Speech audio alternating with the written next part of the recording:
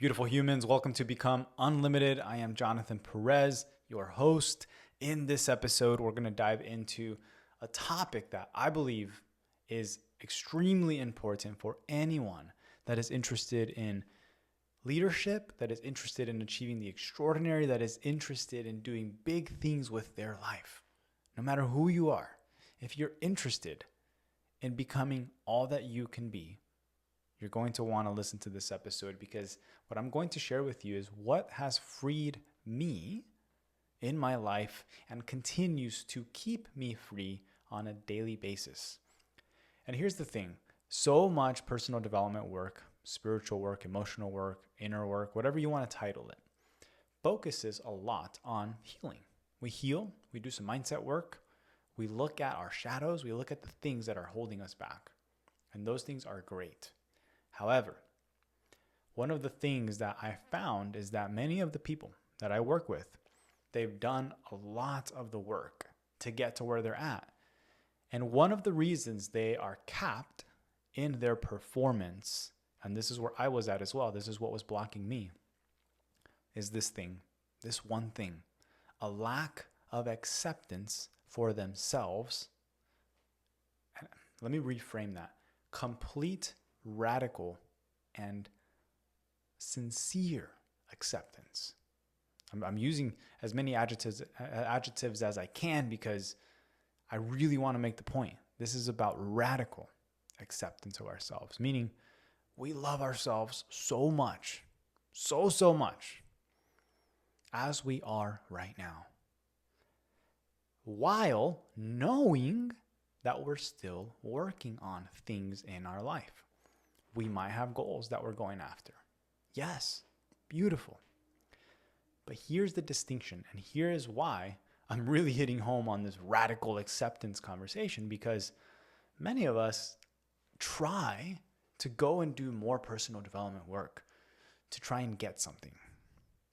Usually, and I say this from my personal experience, I used to do a lot of that because I was so focused on trying to get validation for my achievements. But the reason that I was doing that was because I wasn't yet accepting myself exactly as I was in the present moment. And what that meant for me is that there were still some things in the past that I held shame about. I was holding guilt about. There were certain things that I was rejecting about my present life right now.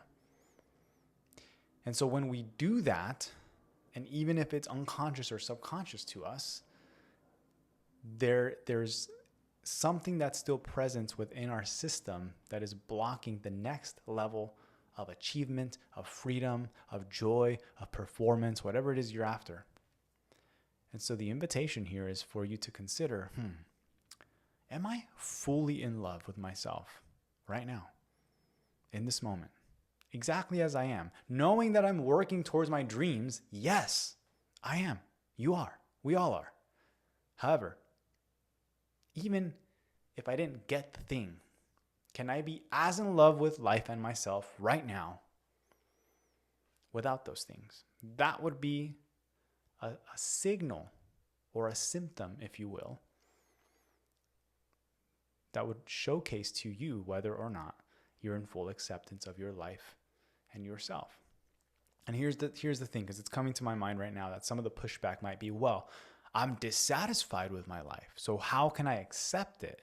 Well, that's different. Again, accepting reality as it is, meaning that whatever your situation is, it doesn't matter what it is. Can I be with reality as it is right now, accept myself, forgive myself for anything I've done in the past that's brought me to this now present moment, and really love myself as I am? And here's the interesting thing, because theoretically, for many people that I work with and that I share this message with, it makes sense. However, we want to take it a little further, because applying it for ourselves is what sometimes can get a little bit trickier. So I want you to think about it this way. Imagine that somebody came to you and they were struggling and they're trying to solve their life, right? Usually, many times I see people do this naturally. We help them see what's in their life right now. They might have breath. I mean, they have their breath. They're alive. Hey, wake up. You have an opportunity to change. You have an opportunity to do something different. Usually we're really good at giving that advice. We help people overcome the past. We help people see that the cup is half full, not half empty. We help them see that. We help them let go of the past. And we're really good at that as human beings. But what's interesting is that with ourselves, it seems to be different. And so what I'm getting at here is, how do we take our own best advice and begin to look at our own life and ourselves and consider, where am I still not in full acceptance of myself? And I'm going to take this apart a little bit. This can be, are you fully accepting your financial situation, your relationship situation, your housing situation, whatever else is happening in your life, in all the domains? Can you be in full acceptance of it? Maybe it's a health issue. Listen, I know that can be extremely difficult, but until we begin to realize, okay, this is what's here right now, I'm going to choose to be with it, to work with it. And sure, if you choose to overcome it, beautiful. So you can, again, do the work to overcome it. But in order to do that effectively, I believe that we need to accept it. So one of the reasons that I find, in connection to everything I've shared, one of the reasons I find many people still feel dissatisfied, even as they continue to work with their goals, is because they keep chasing their goals in hopes that it will relieve that part of themselves that they haven't accepted yet. And so they think, well, maybe if I get more money, I'll finally feel good enough. Maybe if I get the relationship, I'll finally feel good enough. Maybe if I get the big house or the big job or the big promotion, I'll finally feel good enough. And again, that is a very subtle way. I can tell right away from individuals I work with now. It's not a judgment. It's not to shame them. But there's a difference between chasing a goal out of desire or out of thinking it's going to resolve something for you internally. And so here's where the magic happens in connection to everything I've shared. What I really want to land for you is that what I found has given me the most freedom, my clients the most freedom, individuals I've worked with in my live events, freedom, has been when they begin to accept themselves and their past, their current circumstances, all of it. And they just say, you know what? Yes. This is it right now. That's okay. My body looks this way. My face looks this way. I'm going to accept it all. And from that place of acceptance, I'm going to begin making changes. But I will no longer be victimized by any of it.